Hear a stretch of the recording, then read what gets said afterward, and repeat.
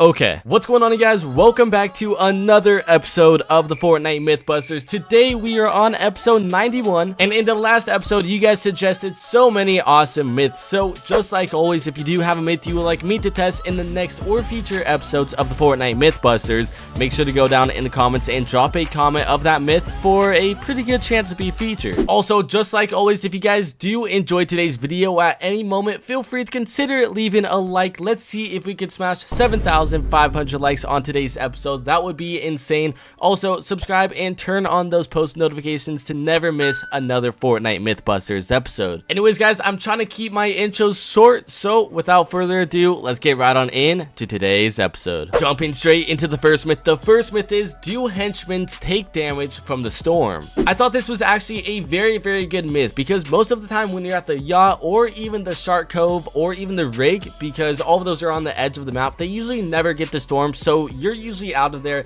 ASAP, and you don't really have much time to actually notice whether or not the henchmen do take damage to the storm. So while I was waiting for the storm to actually come in and engulf the entire Shark Cove, I hit the henchman once in the head, and then another time that way he was below the 100 HP threshold, so hopefully I wouldn't die before the henchman would, so we could see if they would actually take damage to the storm. He then absolutely lasered me to literally below 20 HP, so this was pretty scary. The storm finally came over the Shark Cove, and I was very low, and if you notice in the background, you will actually see Skye died to the storm. I did no damage to her beforehand, and she died instantly to the storm, same as well multiple other henchmen. I thought this was actually very good to know, because if you're on the edge of the storm and the Shark Cove is hardly in there, it won't really hurt to go check and see maybe Skye left her Scar and her grappler behind because she died to the storm.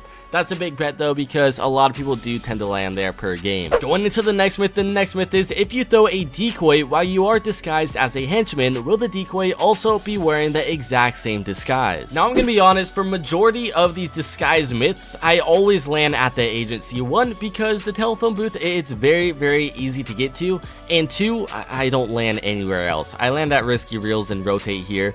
So I don't really know the layout of the Shark Cove or the rig or any of those places. Anyways, I was actually lucky enough to get myself some decoy grenades and also go in and disguise myself as a henchman, but unfortunately, when I threw down the decoy grenades, they turned into just my regular player. None of them were wearing the henchman suit. What I thought was pretty good to know is that the henchmen, they will actually shoot at the decoys, but they will not shoot at you as long as you're disguised as one of them. Going into the next myth is, what happens if you and your teammate go through each side of a porta potty portal at the exact same time? When we tested this one out, we tested out the specific portal that takes you from this weird house below, just a little bit south of Sweaty Sands, into a garbage can that is literally in the edge of Holly Hedges. Interesting enough though, is whenever I would jump into the porta potty and my friend was on the garbage can side, it would not allow him to jump into the garbage can whenever I was in the portal, so it wouldn't let us basically cross paths through the tube, I guess. And the exact same thing happened from the other side. Say he went through the garbage can and I was at the porta potty, it would not let me go through it until he was fully out of the porta potty. What's cool though is if you jump through, I guess, the porta potty and then your teammate goes behind you, or vice versa, you go behind your teammate, you will actually see the outline of their player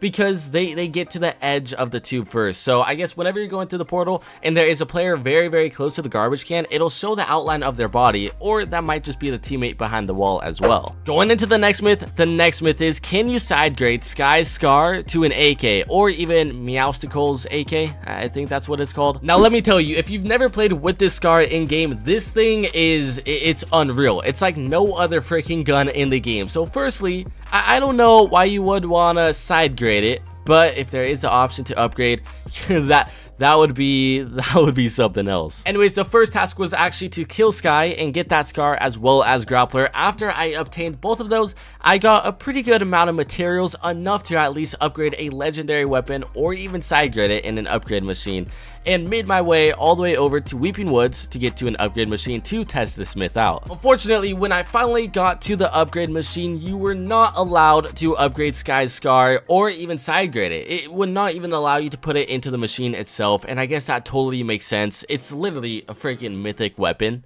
I don't know what you thought here.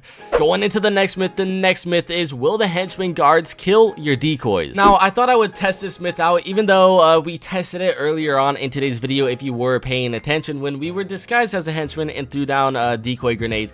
But this comment got so many likes, and a lot of people wanted to know, so I thought I would make it an individual myth just in case some people didn't catch on to the last one. Anyways, like I said before, whenever you throw down a decoy grenade and there is a henchman guard, no matter what type it is, if it's a ghost or even a shadow, of course it will still shoot at the decoy grenade.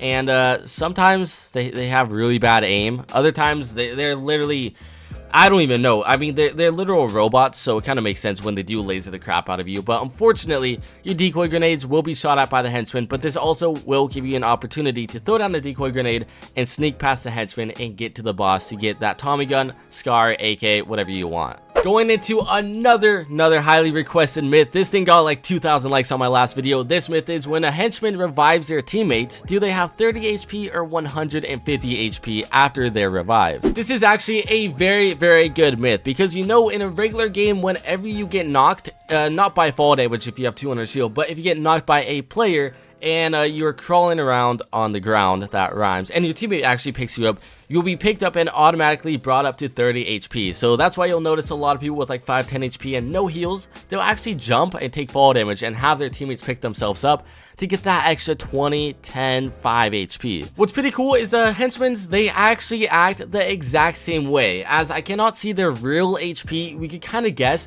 because whenever you shoot them at first, they have shield, they crack the shield, then they have a little bit of health, about 100 HP worth, and then they get knocked, they get packed up. They're literally one tap. I mean, I shoot this henchman and it does 36 damage. So I don't know if it did 36 damage, meaning he had 36 health, or if he had 30 HP, but he didn't have a lot of HP, to say the least. So I think it's actually pretty cool that Epic did pay attention to that little of a detail. Going into the next myth is, are you able to disguise yourself while you are in a cardboard box? Now, there's been a couple times where I've been kind of messing around with friends and I'm wearing this cardboard box around, but I don't really ever see this being used in game. I mean, if you're in a cardboard box and you need to disguise yourself, just hop out of the cardboard box or literally crouch and sit there in the cardboard box. But anyways, a lot of you guys requested this myth, so I may as well test it out. Unfortunately though, if you are wearing a cardboard box and you do go up to the telephone booth to try and disguise yourself as a henchman, it will not let you. You have to jump out of the cardboard box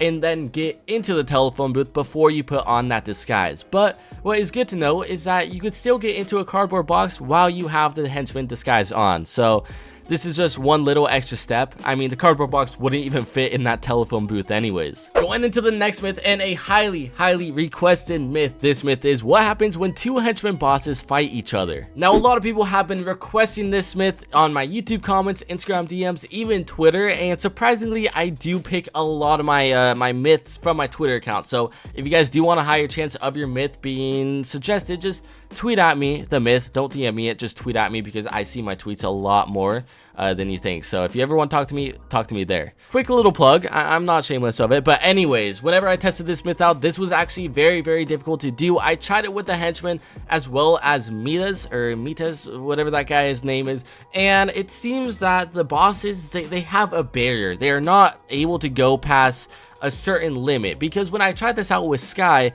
I baited Sky pretty far throughout the house, but at the staircase and even a window on the other side, Sky will not go through it no matter what I build. Sky will kind of just pickaxe the wall, pickaxe swing the roof. It will not go through a certain point. The exact same thing happened with the boss at the agency. I tried forever. I was literally standing out at the open and the boss was shooting at me. He was walking towards me. As soon as he left the building, he backed up, even though I was standing there and I was basically a free kill for him. Another thing to note is all 4 bosses, they are literally in places that are surrounded by water. So the henchmen, they will break your builds no matter what. So since all places are surrounded by water, they're not going to be able to swim, and they're not going to be able to walk on your pathway to get across the water to another set of land.